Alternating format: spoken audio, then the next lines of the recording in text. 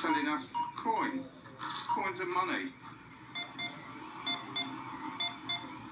Coins and money and a ring. Can't be bad. Well, that's...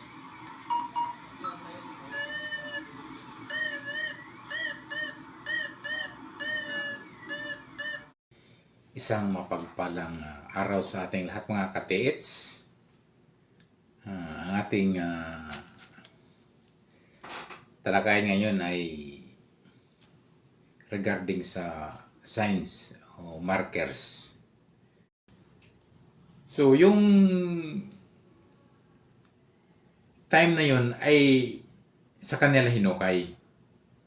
So least ano nga naman kakapkag ito lang sa mga ano lang yan, mga ka-TH, mga kasama treasure hunter. Ito sa mga rice field lang, sa mga palayan na napapansin yung mayroong marker, may signs, may symbol na pwedeng may nagbaon at na-detect nyo. So, yun lang. Single rod. Use single rod, mga ka-TH. Yun lang ang gagawin nyo para hindi na kayo maghukay na maghukay.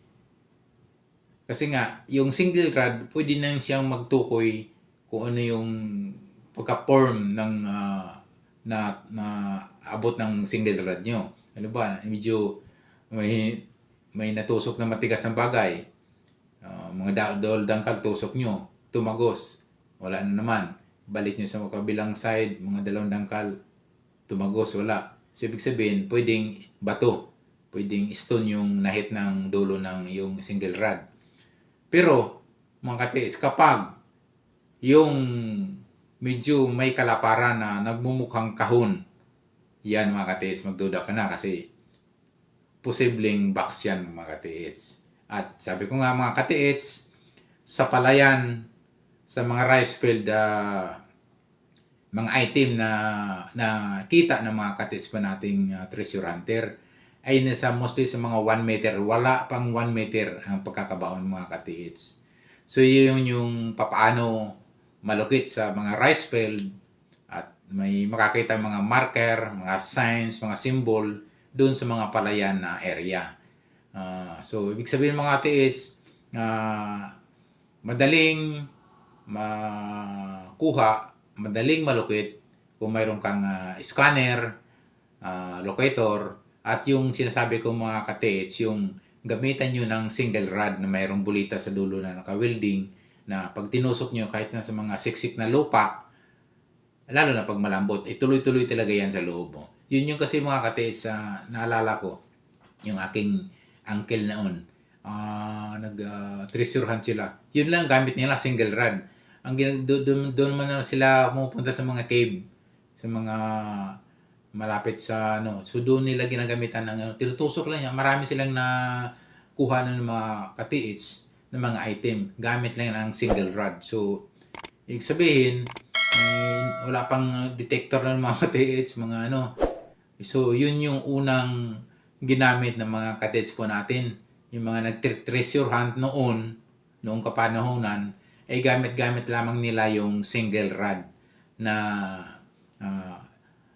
pansin nyo mga TH, ang haba lang yan ay 2 to 3 meters. Sobrang haba na nga. Mga 2.5 meters na mayroong bulita sa dulo na naka-welding. Kapag tinusok mo sa kasi yan mga ka-TH, yung single rod ay hindi nag-slant ang tusok. Hindi nag-iiba ang kanyang posisyon. Kundi pag tinusok yan, tuloy-tuloy lang at malambot dahil nga yung bulitas na bilog na sa dulo ayun yung nag-direct ng tuwid pailalim kapag ay tinusok yung single rod. So, yun mga ka-TH, yun yung mga treasure, baka makakita kayo ng mga markers, mga sign, mga symbols na nariyan sa palayan, nariyan sa rice field. So, yan yung mga ka-TH. Yun yung tips ko. Gamitan nyo ng scanner. Pwedeng detector. Okay. So, bakit mga ka-TH, nirecommend ko yung locator scanner. Kasi, kaya kasing mag-detect yan na malayo. Pwedeng mag-detect yan ng 15 meters, 10 meters, 8 meters yung distansya. Kasi nga, yung fumes na yan mga ka-TH, kaya niyang mag-amoy ng scanner yung locator na yan. So, nirecommend ko yan mga ka-TH na madalas ngayon ang dinadala ngayon mga ka-TH ay dalawang gamit na. So, yun yung mga pang short distance mga ka-TH, pag-detect ay yung metal detector at saka yung scanner locator mga ka-TH. Okay.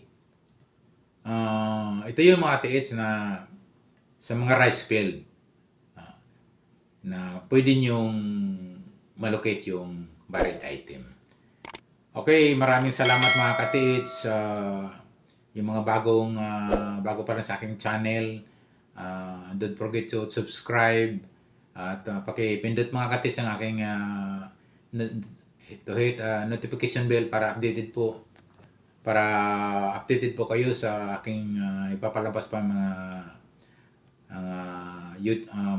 video. Muli, maraming salamat. God bless as always.